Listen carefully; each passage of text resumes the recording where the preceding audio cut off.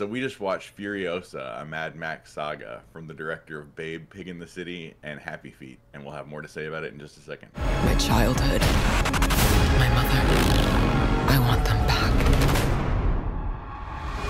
I want them back!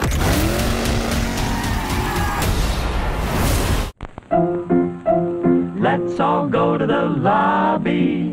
Let's all go to the lobby.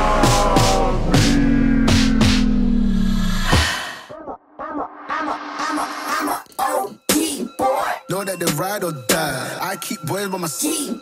Know that they ride or die. I keep boys by my. What's up, guys? Welcome back to another I'd Popcorn for that review. I'm Chris. I'm Nick. And today we're talking about Furiosa. Before we get into that though, we just want to remind you guys, if you haven't subscribed already, to hit subscribe over there and also hit like on this video. That really helps us out a lot. But yeah, so what is Furiosa about? Fury is born. As the world fell, young Furiosa is snatched from the green place of many mothers and falls into the hands of a great biker horde led by the warlord Dementus. Sweeping through the wasteland, they come across the Citadel, presided over by the Immortan Joe. While the two tyrants war for dominance, Furiosa must survive many trials as she puts together the means to find her way home. Yeah, kind of in like an origin story slash spin-off prequel to Mad Max Fury Road. I think it's cool, by the way, that all of the Mad Max movies are the same director, or George Miller. Yeah. But yeah, so compared to, did you like Mad Max Fury Road? I should have rewatched it before watching this one, but I didn't. Mm-hmm. I remember liking it okay, thinking it was like a kind of cool movie, but I'd have to rewatch it to really give you an opinion. What about you?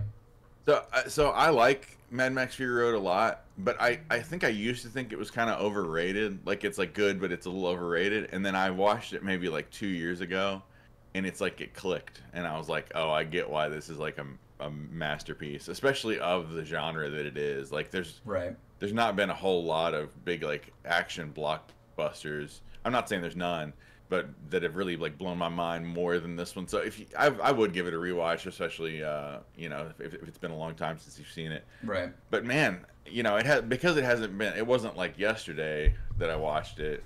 It almost makes me feel like I liked this almost a little better. Like, I really thought this was engaging all the way through. There's some things that held me back a little bit, and all I'll say right now is that I don't know if this is like a negative so much, but all I'll say right now is that this is more the Chris Hemsworth show than the Anya Taylor-Joy show. And so if that's going to bother you a whole bunch, then that could be a negative for some people. But I thought Chris Hemsworth like totally lost himself in this role and just like metamorphed. You know, he really like he's not Thor in this movie. Yeah, and I thought I appreciated that a lot. Yeah, no, I think he was probably the best part of this movie.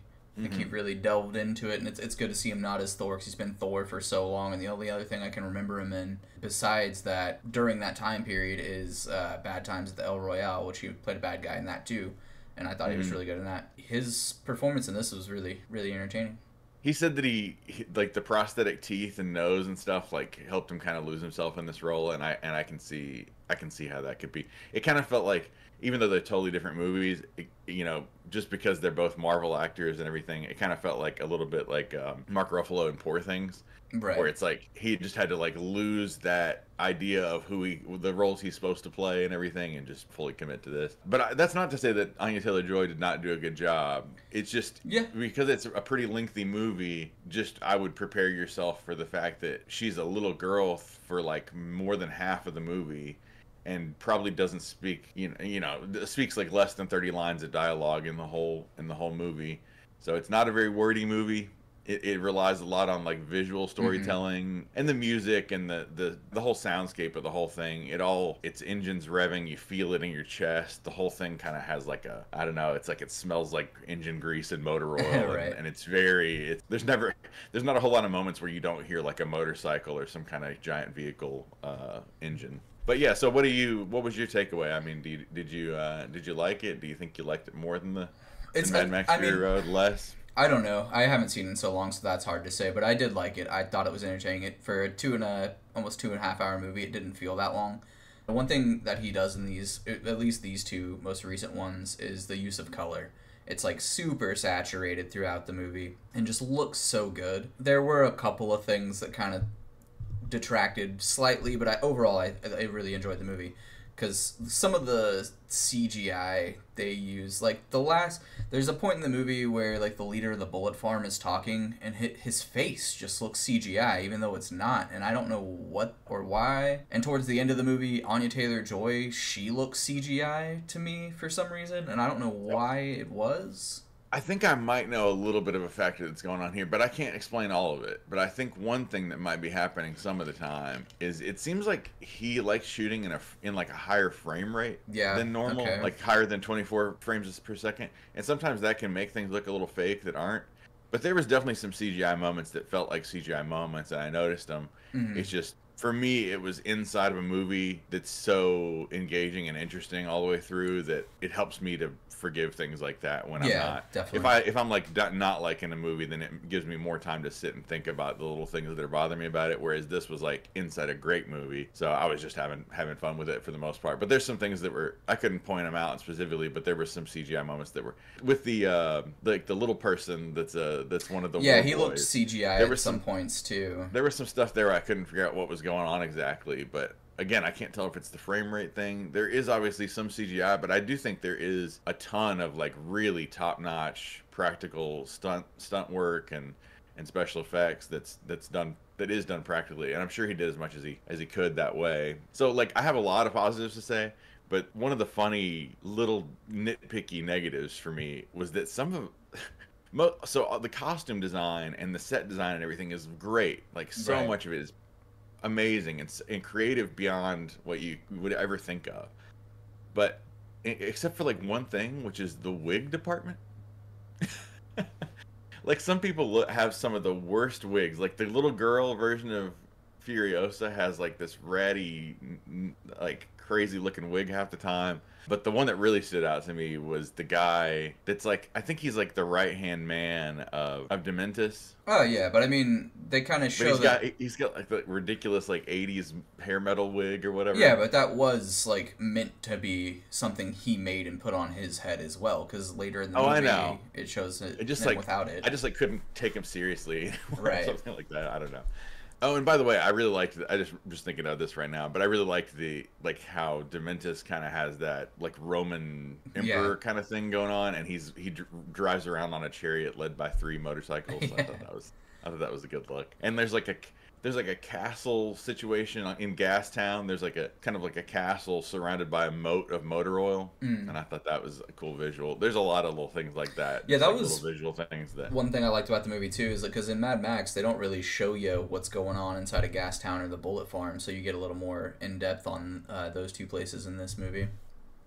It's just those 3, right? Like, there's only 3 fortresses in the Wasteland: is Gastown, the Bullet Farm, and the Citadel, right? Well, and then there's the Green. They don't know about that place or something. Right. I kind of wish we had gotten maybe a little more information about the Green place, because you really just see it at the beginning, and then she does a tattoo on her arm to lead her back there. But you know, I'm barely even spoiling anything to say that she's never going to be able to use that tattoo again. Right. Because of you know in Fury Road that she's not keeping that arm. So that was one little thing, is that I wish we'd maybe understood a little bit more about what the deal is with the Green place. Yeah, and I don't remember the end of Fury Road, but I when she helps those girls, I don't know if that's where she plans on taking them or not, or how. I don't remember how it ends. So I think the end of this movie, like the credit end, not the end. Yeah.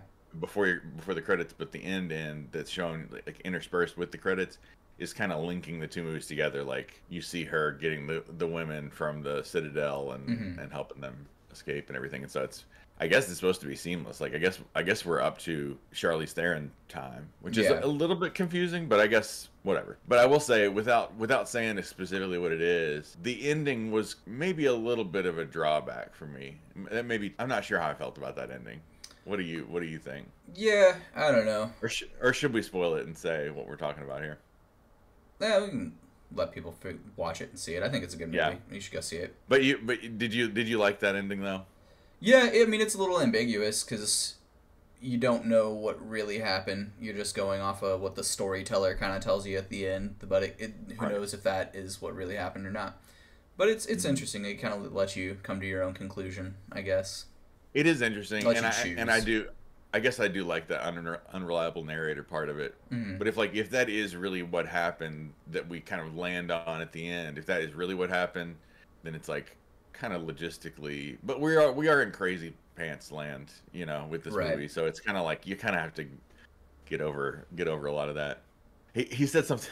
George Miller said something funny, which is that about this movie, which is that it takes place 50 years from next Wednesday. Oh, really? I thought that was funny. Like, it starts in, I guess, 2074. Who knows? But he said next Wednesday. Which next Wednesday. Is good. Yeah, 50 years from next Wednesday. Did you get any Dune vibes? It's kind of like Dune with a whole different, like, punk rock energy, in a way. I mean, I guess there's no real Messiah or anything like that. No, I guess I just, once in a while, I'd get those vibes. Because, like, the guy with the tattoos...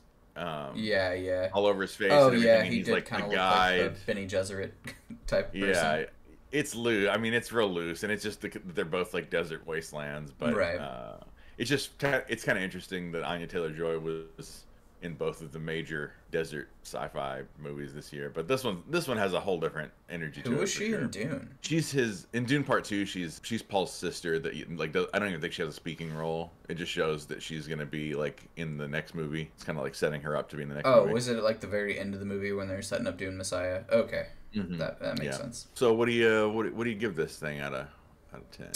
Probably give it like a 7.5. It's good action movie. If you like these movies, you're gonna like this one, I would say. Yeah, I'm gonna go a little higher than you as usual, and give it. I think I'll give it an 8.5. Nice.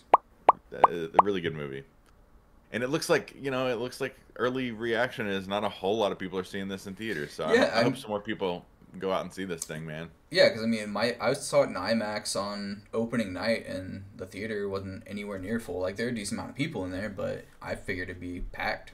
I highly recommend seeing this in theaters, if nothing else, for the sound. Yeah, definitely. Because I think the sound mixing and design and make it really a lot more effective than it'll ever be on HBO Max or whatever. So yeah, if you can afford to do it, I would try to go see it in the theater. But I definitely recommend watch it, even if it's months from now that you get to watch it. I would definitely recommend checking this out. And if you haven't watched Mad Max Fury Road, definitely check that out. I want to go back and watch the originals because I skipped over all the original Mad Max movies. Never saw any of those in my life, and only saw Fury Road. So, but anyway, yeah, thanks for watching, guys. We appreciate you. We got a review for In a Violent Nature coming out very soon, so look forward to seeing you in that one. And like I said, subscribe, like this video, and we'll see you next time. See ya. I'm a OG boy. Know that they ride or die. I keep boys by my side. Know that they ride or die. I keep boys by my